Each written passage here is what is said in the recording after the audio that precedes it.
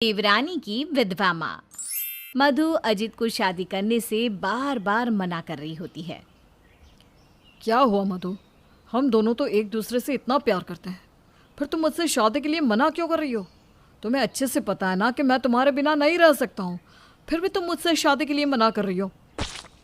अजित, ये बात सच है कि मैं तुमसे बहुत प्यार करती हूँ, लेकिन ये भी एक सच ही है कि मैं अपनी माँ को अकेले नहीं छोड़ सकती हूँ। और शादी के बाद कोई भी लड़की अपनी माँ के साथ नहीं रह सकती है। हर किसी को अपनी माँ, परिवार छोड़ना ही होता है।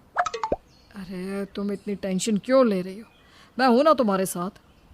ना मैं तुम्हें कभी अकेला होने दे सकता हूँ और ना ही तुम्हारी माँ को। मैं सब अच्छे से संभाल लूँगा। और तुम्हारा परिवार? देखो अजित, तुम मुझसे प्यार करते हो, लेकिन तुम्हारे परिवार वाले तो नहीं जानते ना मेरे बारे में। तो फिर वो मुझे और मेरी माँ को कैसे अपना सकते हैं? तुम उसकी चिंता मत करो, मैं हूं ना तुम्हारे साथ। मैं कभी भी कुछ गलत नहीं होने दूंगा। तुम्हें मुझ पर विश्वास है ना? हाँ, मुझे तुम पर पूरा विश्वास है। मधु अजित की बात मान लेती है और वो दोनों एक मंदिर में जाकर शादी कर लेते हैं। शादी के बाद अजित मधु और उसकी माँ सरिता को अपने घर लेकर जाता है, जहाँ अजित की माँ सुहासिनी और भाभी प्रेमा सोफे पर बैठी होती हैं। माँ, भाभी, ये मधु है और ये मधु की माँ।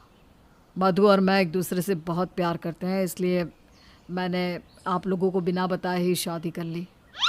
देवर जी, आप किसी से प्रेम विवाह करना चाहते हो तो इसमें हमें क्या एतराज़ होता? अगर आप हमें बता देते इन सब के बारे में तो हम आपकी शादी बहुत धूमधाम से करवाते ना। सच में आप लोगों को कोई एतराज़ नहीं है? एतराज़ कैसा? अरे मेरे बेटे को किसी लड़की से इतना प्यार है कि वो उसे शादी करके घर ले आया, तो हम इस बात में एतराज़ करके कर भी क्या लेते? वैसे भी लड़की तो चांद का टुकड़ा है। मेरे मुंह की बात छीन ली माँ जी आपने। मैं भी यही कहने वाली थी। देवरानी तो बहुत सुंदर लाए हैं देवर जी। अच्छा माँ जी, मैं क्या कह रही थी कि शादी तो इन दोनों ने कर ली है, मेरी देवरानी की माँ भी यही है, तो क्यों ना हम कुछ दिनों बाद घर में कोई पार्टी या फंक्शन रखते हैं जो इनकी शादी की खुशी में होगा। अरे यह भी कोई पूछने वाली बात है क्या? जा, पहले बहू और उसकी माँ को कमरे में लेकर जा। दोनों थक गए होंगे, थोड़ा आराम कर लेंगे। प्रेमा अपनी देवरानी और उसकी माँ को कमरे में लेकर चली जाती है और वो दोनों आराम करने लग जाते हैं। अभी तक प्रेमा को ये नहीं पता था कि उसकी देवरानी की माँ यही घर में रहने वाली है। कुछ दिनों बाद अजित और मधु की शादी के लिए फंक्शन भी बहुत अच्छे से हो जाता है। फंक्शन होने के कुछ दिन बाद प्रेमा रसोई में खाना बना रही होती है। तभी मधु की माँ सरिता रसोई में पानी लेने आती है। आंटी जी, आपसे एक बात पूछूं, अगर आप मेरी बात का बुरा ना माने तो? हाँ हाँ, पूछो, क्या पूछना है? आपको यहाँ आए इतना समय हो गया, अब तो आपकी बेटी के लिए जो फंक्शन था वो भी हो गया। अब आपका यहाँ से जाने का कुछ मन है या नहीं?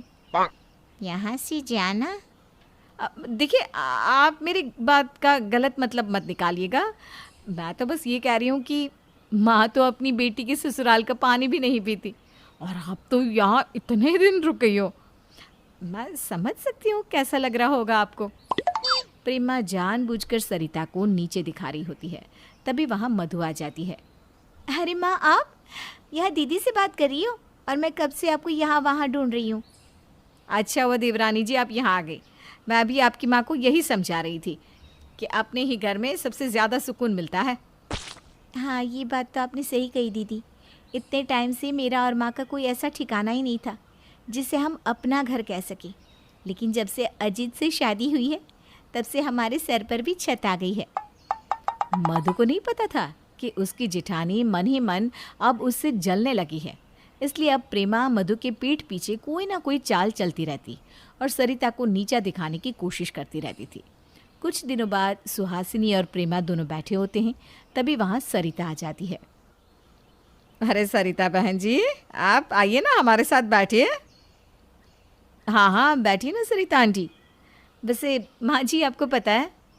क्या पता होना चाहिए मुझे? हमारे पड़ोस में जो रंजू रहती है ना, अपनी माँ के साथ उसने इतनी चालाकी दिखाई।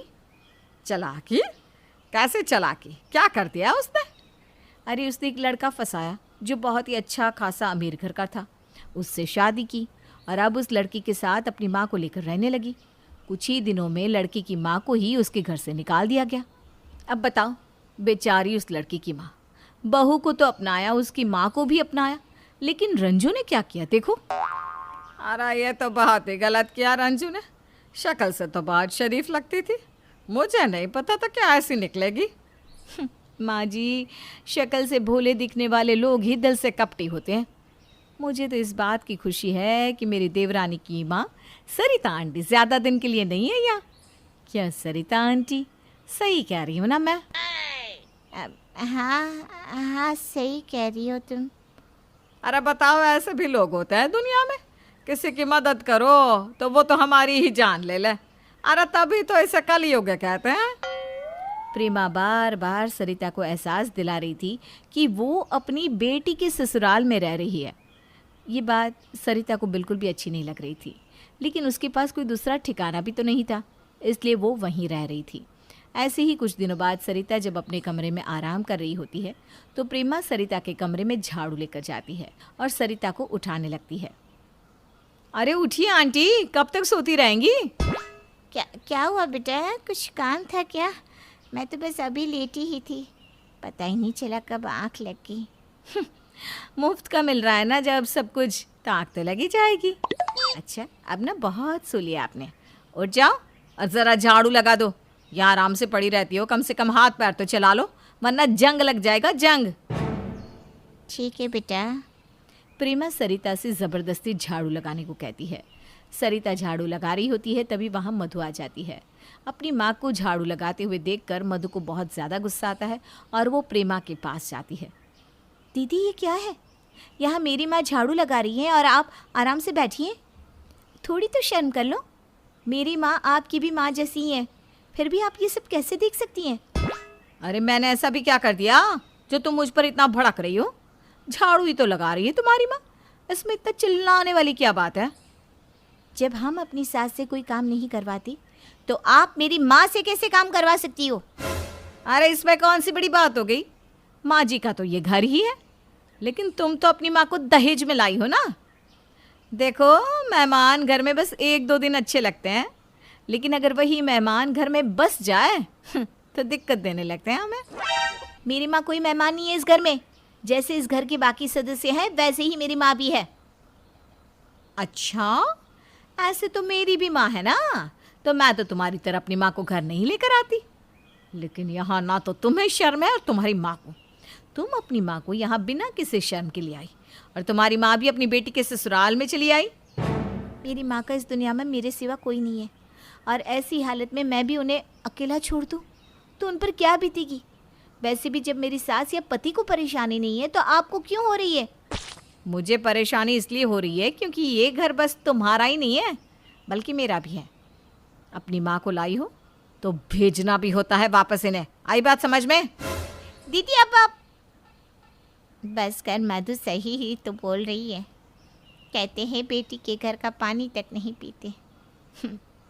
और मैं तो फिर भी यहाँ रह रही हूँ, तो थोड़ा बहुत तो मुझे सुनने को मिलेगा ही। पर तुझे अब मेरी कसम है, अपनी जेठानी से बहस मत कर ज़्यादा। मधु अपनी माँ की बात सुनकर चुप हो जाती है, लेकिन मधु को बहुत ज़्यादा बुरा लगता है। और अब प्रेमा भी दिन ब दिन ऐसा कुछ न कुछ ज़रूर करती जिससे सरिता और मधु को बुरा लगे। दिन निकल रहे थे और ऐसा ही चलता रहता है। कुछ दिनों के बाद सरिता एक चिट्ठी लिखकर वहाँ से चली जाती है। जब काफ़ी देर तक सरिता अपने कमरे से बाहर नहीं निकलती तो मधु देखने जाती है और उसे वो लेटर मिलता है। अजीत, मेरी माँ घर छोड़कर चली गई। तुमने तो कहा था कि तुम मेरी माँ का पूरा ध्यान रखोगे, लेकिन यहाँ मेरी माँ घर छोड़कर चली गई और किसी को फिक्र ही नहीं है। क्या माँ घर पर नहीं है? लेकिन वो घर छोड़कर जाएंगी क्यों? किसी ने माँ से कुछ कहा है क्या? कहना क्या है, या तो प्रेमा दीदी माँ को हर वक्त नीचा ही दिखाती रहती थी। आखिरकार माँ परेशान होकर चली ही गई। अजित भी बहुत परेशान हो जाता है और अपनी सास को ढूंढने लगता है। काफ़ी देर बाद अजित को सरिता एक रेलवे स्टेशन पर मिलती है। अजित सरिता को अपने घर लाता है और कहता है, भाभी, आप मेरी बात कान खोल कर सुन लो। मधु की माँ मेरी भी माँ है और मैं दोनों की बहुत इज्जत करता हूँ। और जब एक बहू अपनी पति की माँ की सेवा कर सकती है तो एक दामाद क्यों नहीं। इसलिए अब आपको मन से या बेमन से मेरी सास को पूरी इज्जत देनी ही होगी, क्योंकि हमें खुशी है कि मेरी सास हमारे साथ रह रही है।